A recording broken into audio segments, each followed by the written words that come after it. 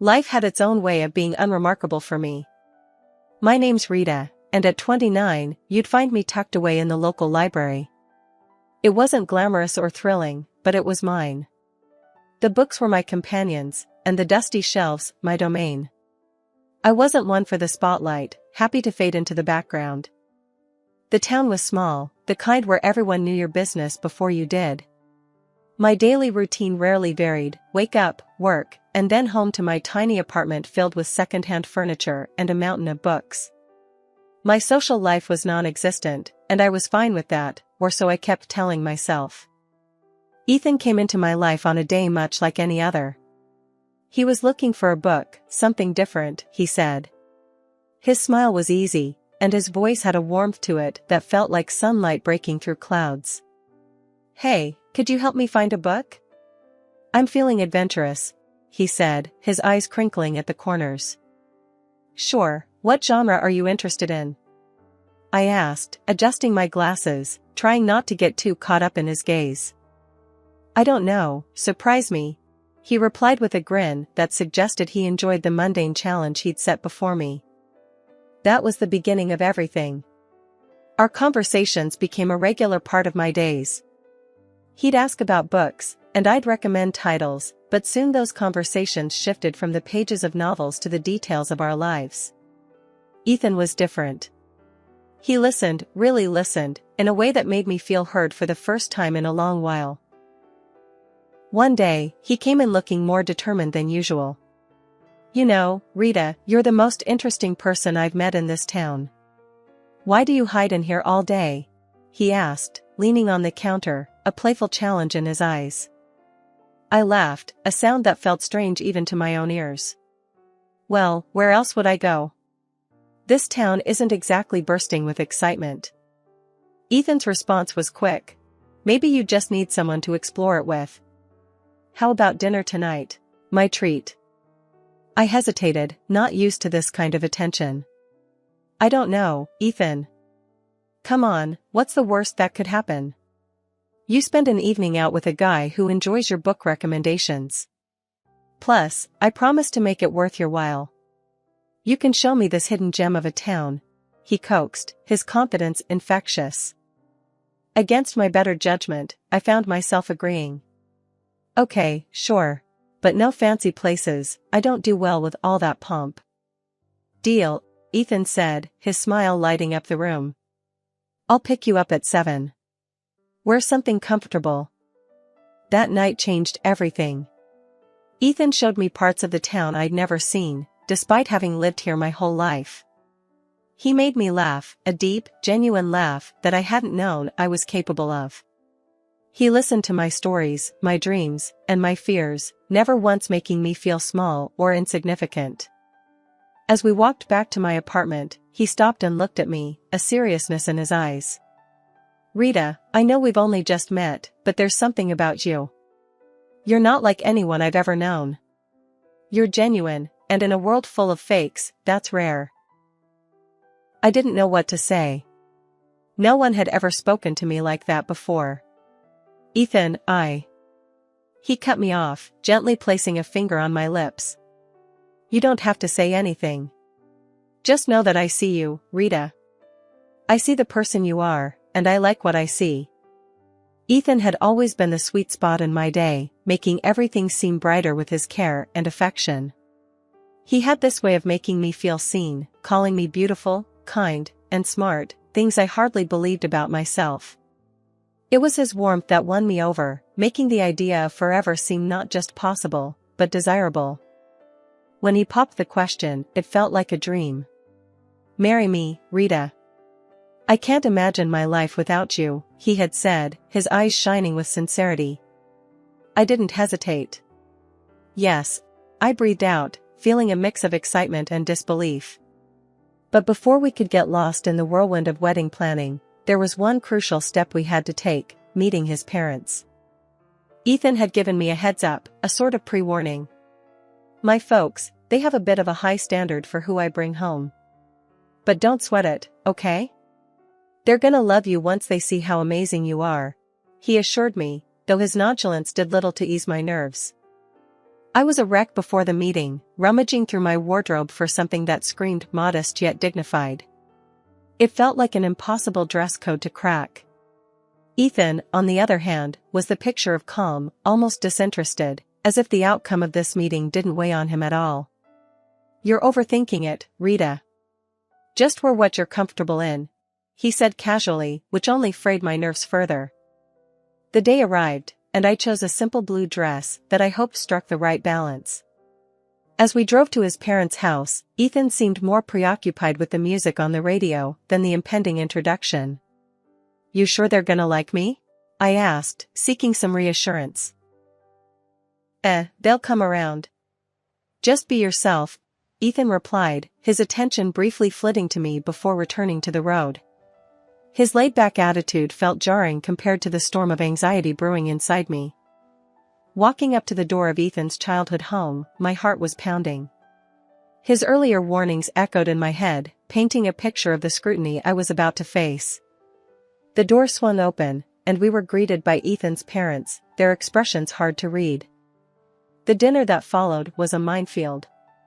Ethan's parents grilled me with questions that felt more like an interrogation than casual dinner conversation. "So, Rita, Ethan tells us you work at a library. Do you see yourself doing that long term?" his father asked, his tone suggesting he found my job lacking. I fumbled for an answer, trying to sound confident. "I love working there. It's fulfilling in a way I can't quite describe," I said, hoping my passion would be enough to win them over. Ethan was strangely quiet throughout, offering little support as I navigated the barrage of questions and veiled criticisms. It felt like I was alone on the battlefield, with Ethan retreating into a role of passive observer. As we drove home, the silence in the car was deafening. I couldn't help but feel disappointed, not just in the evening's events, but in Ethan's indifference. "I thought you said they'd warm up to me." I finally broke the silence, my voice tinged with hurt.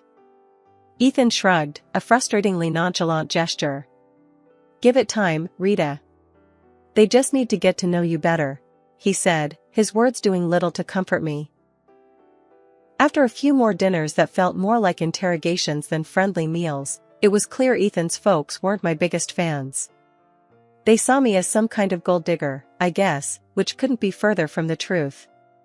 I was never after Ethan's money, heck, I barely knew about it until he brought it up himself one evening, saying, "My parents are a bit old school, you know? They worry about the weirdest things, like money and status." One night, Ethan came home looking more serious than usual. "Babe, we need to talk," he said, avoiding my eyes. That's when I knew something was up. "What's wrong?"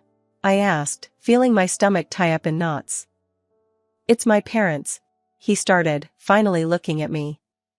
"They're insisting we sign a prenup." "A prenup?"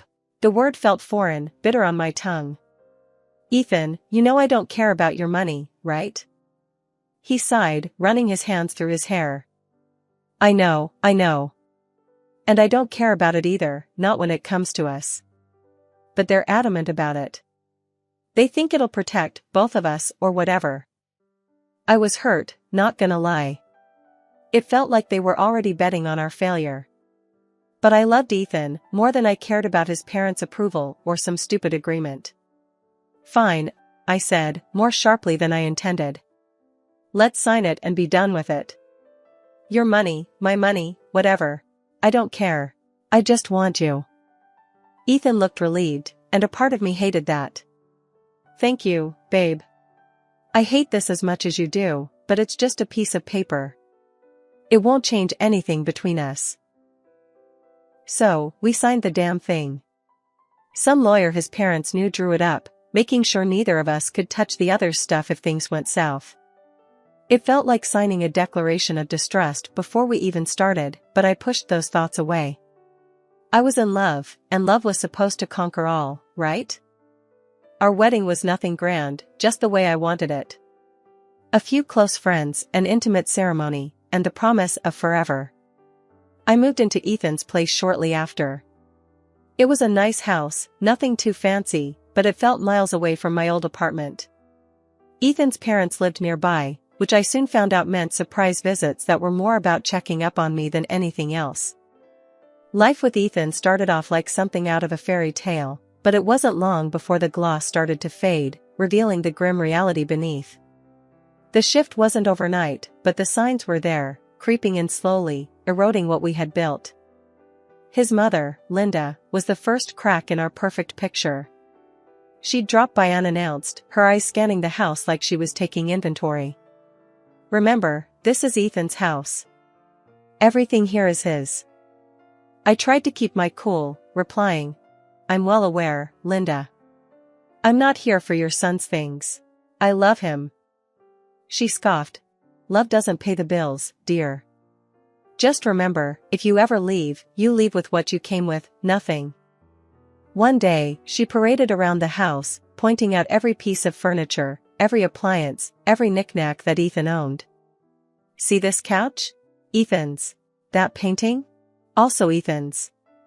Remember, dear, in case things go south, you have no claim over any of it," she said, her voice laced with venomous sweetness. It was as if she relished reminding me of my place in their world.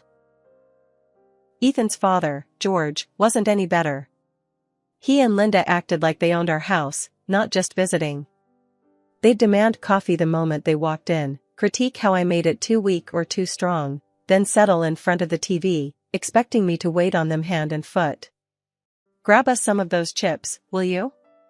And maybe wash those clothes piling up in the corner while you're at it," George would say, not even bothering to look at me. The worst part? Ethan never said a word against it. He'd laugh along, adding his own jabs. "Yeah, she's still learning how to do things right around here. Give her time." I felt like I was losing my mind. This wasn't the man I married, this was someone else, someone cruel and dismissive. "Do you even hear yourself? How can you let them treat me like this?" I'd confront Ethan after his parents left. "Babe, they're just set in their ways. You know how old people are." He'd shrug it off, making it sound like I was the one overreacting. "They don't mean anything by it. Plus, you know we're on their dime. Can't bite the hand that feeds, right?" That line hit me like a slap in the face. So, that was it. I was just the freeloader, the girl who married into their little empire and had to play by their rules or get out. My job at the library, which I loved, was a joke to them, just another reason to look down on me. The days blurred into each other, each one a repetition of the last, until that unremarkable Tuesday when everything changed. I was at work, shelving books, when I felt a sharp pain in my stomach, doubling me over. It wasn't just stress, it was something more, something worse. The next thing I knew, I was in the hospital, the sterile smell of antiseptic filling my nostrils.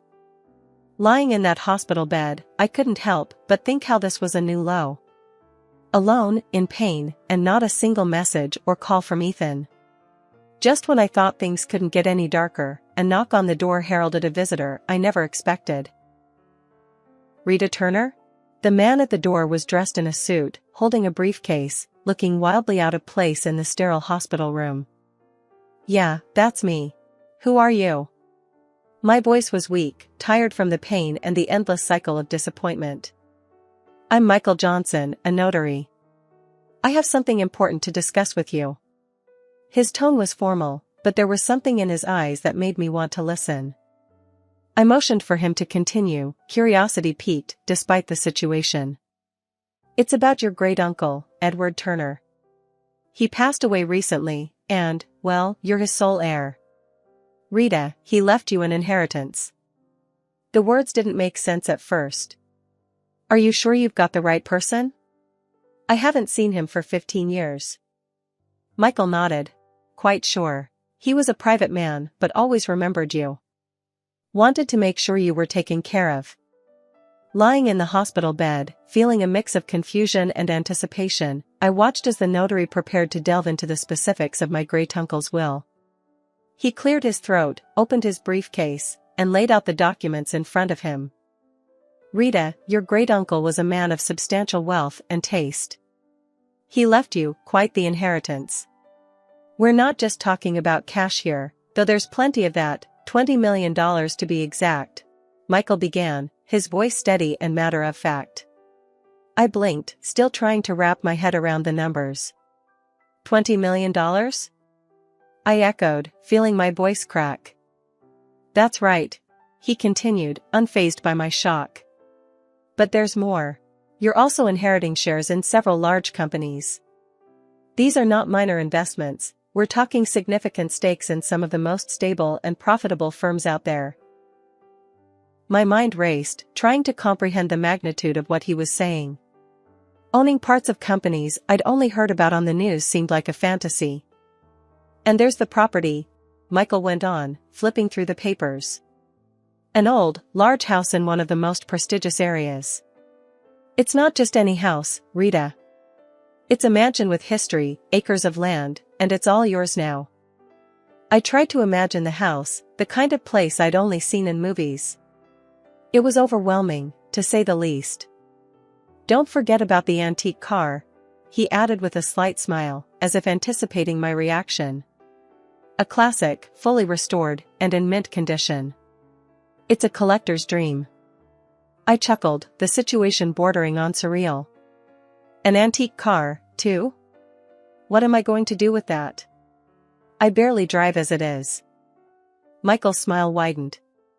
Well, it's yours to do with as you please. Maybe take it for a spin now and then?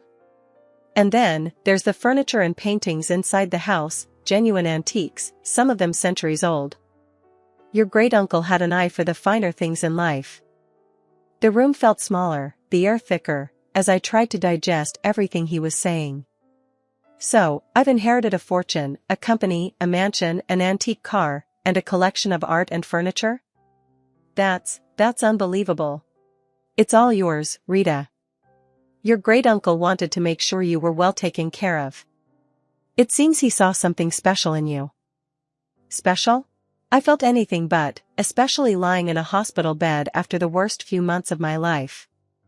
Yet, here I was, a millionaire many times over, entrusted with a legacy I didn't know existed. Thank you, Mr. Johnson. This is a lot to take in. I don't even know where to start, I admitted, feeling a mix of gratitude, disbelief, and an overwhelming sense of responsibility. We'll take it one step at a time, he assured me. I'm here to help you through the entire process. As if on cue, my phone buzzed. Ethan's name flashed on the screen for the first time in days. Ignoring it, I turned back to Michael. What happens now? We'll need to process some paperwork, but the inheritance is yours. Your life is about to change, Rita. Change it did. After the unexpected windfall landed in my lap, Ethan and his folks turned a new leaf, or so it seemed. Their daily hospital visits were like scenes from a sappy movie. Ethan, who couldn't be bothered to check on me before, now hovered constantly, adjusting my blanket with a concerned furrow on his brow. How are you feeling today, love? He'd ask, his voice dripping with a sweetness that didn't reach his eyes.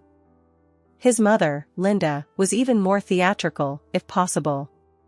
Darling, I'm going to cook your favorite lasagna when you get back home. Just you wait, she said, her smile wide but not quite reaching her eyes. It was all too much, too sudden. Yet, I played along, smiling weakly, thanking them for their care. But suspicion gnawed at me, urging me to look beyond their acts. So, one day, I did just that. After their routine visit, I mustered the strength to slip out of my bed and follow them, my heart pounding with every step. Hiding behind a corner, I listened in as their true selves unfolded with no audience to perform for. Their laughter was the first thing I heard, harsh and jarring. Can you believe how easy it is? She's terribly stupid. She's eating right out of our hands, Ethan said, a chuckle escaping his lips. Linda was more calculating, her voice sharp as she laid out their plan. Make sure she makes a baby with you, Ethan. Once she does, she won't ever be able to leave us. Then, we'll have a real hold on her and her fortune. Their words, cruel and cold, didn't shock me. Disappointment filled me, yes, but surprise? Not in the slightest. They showed their true colors, and I was done painting over them in shades of denial. Silently, I made my way back to my hospital bed, their mocking words fueling a fire within me. They saw me as nothing more than a ticket to wealth, a means to secure their future. But I wasn't going to play their game. Not anymore. Lying in that bed, a plan began to take shape, clear and firm. I was going to turn the tables on Ethan and his conniving family. They underestimated me, saw me as weak, but I was about to show them just how wrong they were. Back at the house after being discharged, I felt like a stranger walking into what was supposed to be my home. Ethan and his parents were there, waiting, their faces painted with fake concern and eagerness. The atmosphere was thick, charged with unspoken tension and expectation. Ethan was the first to break the silence, his voice a blend of feigned sweetness and underlying greed. "Babe, you're home. How are you feeling? We've been so worried about you." Ignoring the lump in my throat, I met his gaze squarely, seeing the man I once thought I knew. "I'm feeling better, thanks. But we need to talk." "All of us," I said, my voice steady despite the turmoil inside. Linda, ever the actress, stepped forward, her hands clasped together as if in prayer. "Of course, dear. We're here for you. Whatever you need." It was now or never. I took a deep breath and laid out my cards. "I'm filing for divorce, Ethan. And before you ask, no, you won't see a dime of my inheritance." The room fell silent, the air sucked out of it as if by a vacuum. Ethan's face paled, his mask slipping to reveal the panic underneath. "Divorce? But why? I thought we were happy?" "Happy?" The word tasted bitter in my mouth. "You, your mom, and your dad have made my life a living hell. You've treated me like a servant, not a wife. And now, suddenly, you're worried about me because I'm worth something to you?" Ethan stammered, struggling to find the words, but Linda, always quick, jumped in. "This is nonsense. We've always treated you like family. You're imagining things, dear." Rolling my eyes, I pulled out the prenuptial agreement from my bag, waving it in front of him. This is what saved me. You thought you could play me, but I'm not the naive girl you took me for." George, silent until now, finally spoke, his voice a mix of anger and defeat. "You'll regret this. We're your family." "No, you were never my family. A family doesn't treat one of their own like dirt and then turn sweet when money comes into the picture. I'm done here."